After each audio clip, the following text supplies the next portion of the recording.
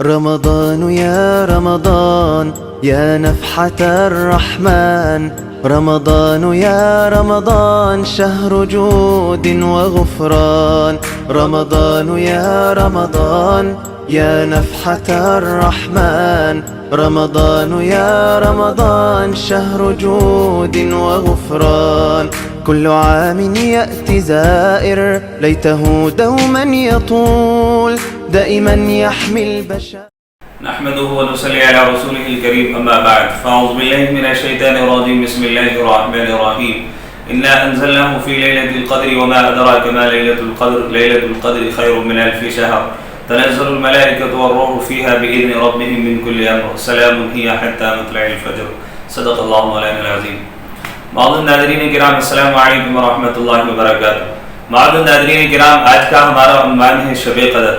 شب قدر کی فضیلت اللہ تعالیٰ نے خود قرآن کریم میں فرمایا کہ انا انزلناہ فی لیلۃ القدر، کہ ہم نے قرآن کریم کو شب قدر میں اتارا ہے. آگے اللہ تعالیٰ کہتے ہیں وما ادراک ما لیلۃ القدر، اے نبی جی آپ کو معلوم ہے کہ لیلۃ القدر کیا ہے. لیلۃ القدر خیر من 1000 شہر، لیلۃ القدر جو ہے 1000 مہینوں سے بڑھ کر ہے. تنزل الملائکۃ والروح فیہا بإذن ربہم من کل امر، سلام ہی حتی مطلع الفجر.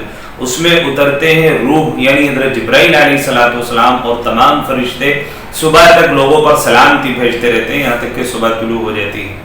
یعنی شب قدر کی فضیلت کا اندازہ آپ قرآن کریم کی سورت سے لگا سکتے ہیں کہ خود اللہ تعالیٰ نے پوری ایک سورت شب قدر کے بارے میں نازل فرمائی ہے، اور اللہ تعالیٰ نے فرمایا ہے کہ آسمان سے اللہ تعالیٰ حضرت جبرائیل علیہ السلام کے ذریعے سے اور تمام کے تمام فرشتے آسمان سے اتر جاتے ہیں زمین پر، اور لوگوں سے مسافہ کرتے ہیں اور لوگوں کی دعاؤں پر آمین کہتے ہیں، اور وہ جو اللہ تعالیٰ سے گریہ جاری کر رہے ہوتے ہیں اس پر وہ آمین کہتے ہیں تاکہ اللہ تبارک و تعالیٰ ان کی دعاؤں کو قبول فرما لے.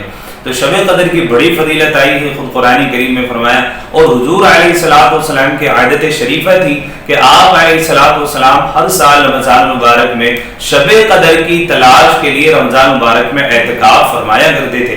تو حضور علیہ السلام کا شب قدر کے لیے اعتکاف فرمانا یہ بھی بہت بڑی فضیلت کا باعث ہے. ہوا یوں تھا کہ شب قدر اللہ تعالیٰ نے ہم لوگوں کو کیوں دی ہے. اللہ کے نبی علیہ السلام کے سامنے بنی اسرائیل کے کچھ پیغمبروں کا ذکر آیا کہ انہوں نے اتنے سال تک اللہ تبارک و تعالیٰ کی عبادت کی، پلک جھپکنے کے برابر بھی اللہ کی نافرمانی نہیں کی. تو حضور علیہ السلام کو بڑا رشک ہوا، تو اللہ تبارک و تعالیٰ نے حضرت جناب رسول اللہ صلی اللہ علیہ وسلم پر پوری سورت نازل فرما دی اور فرمایا اے نبی جی، ہم آپ کی امت کو ایک رات ایسی دیں گے جو شب قدر ہوگی، اگر وہ اس میں عبادت کرے گی تو ان کی وہ ایک رات کی عبادت 1000 مہینوں سے بڑھ کر کے ہوگی. اب 1000 مہینے کتنے ہوں گے، کتنا اللہ تعالیٰ ثواب دیں گے، اس کو کوئی اندازہ نہیں لگا سکتا کہ اللہ تبارک و تعالیٰ شب قدر میں عبادت کرنے والوں کو کتنا بڑا اجر دیں گے اور کتنا بڑا ثواب دیں گے. اب شب قدر کی رات کون سی ہے، اس کی تعین حضور علیہ السلام پر آنے والی تھی. حضرت جبرائیل علیہ السلام وحی لے کر کے آنے والے تھے، لیکن 2 مسلمانوں میں جھگڑا ہو گیا. اس تعین کو اللہ تعالیٰ نے اٹھا لیا. پھر حضور علیہ السلام نے بار موقعوں پر فرمایا کہ شب قدر کی جو تلاش ہے وہ اخیر عشرے کی طاق راتوں میں تلاش کرو. یعنی اگر 29 کا مہینہ ہے، 21، 23، 25، 27، 29 راتیں، 30 کا مہینہ آتا ہے 20، 22، 24، 28، 30 راتیں، اس طرح. یعنی بہتر طریقہ یہی ہے کہ رمضان مبارک کے اخیر کے جو عشرہ ہے، 10 دن ہیں، ان کو پوری عبادت میں بندہ اپنے آپ کو لگائے رکھے، پوری جستجو اور کوشش کے ساتھ میں بس اللہ کے سامنے کھڑا رہے، راتوں کو عبادت کرے، اللہ تعالیٰ سے دعا مانگے، اس لیے کہ اس رات کو پائے نا ہمارے لیے اتنی بڑی فضیلت کا باعث ہے کہ 1000 مہینوں میں جو بندے عبادت کرتے ہیں اس سے زیادہ بڑھ کر اللہ تعالیٰ اجر اور ثواب عنایت فرمائیں گے. حضرت عائشہ نے پوچھا تھا اللہ کے نبی سے، اللہ کے نبی اگر میں شب قدر کو پالوں تو کیا پڑھوں، کیا دعا مانگوں؟ اللہ کے نبی علیہ السلام نے ارشاد فرمایا اے عائشہ یہ دعا مانگے، اللہم اعفو انی فانک عفو تحب العفو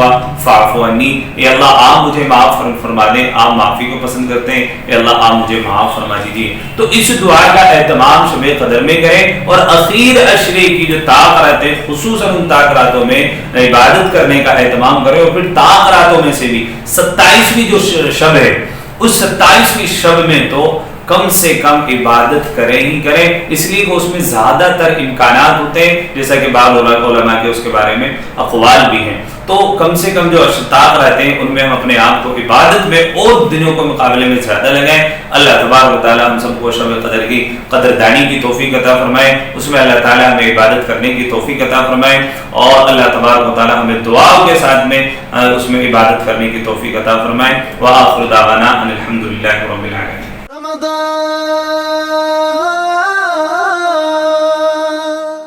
رمضان يا رمضان يا نفحة الرحمن، رمضان يا رمضان شهر جود وغفران، رمضان يا رمضان يا نفحة الرحمن، رمضان يا رمضان شهر جود وغفران.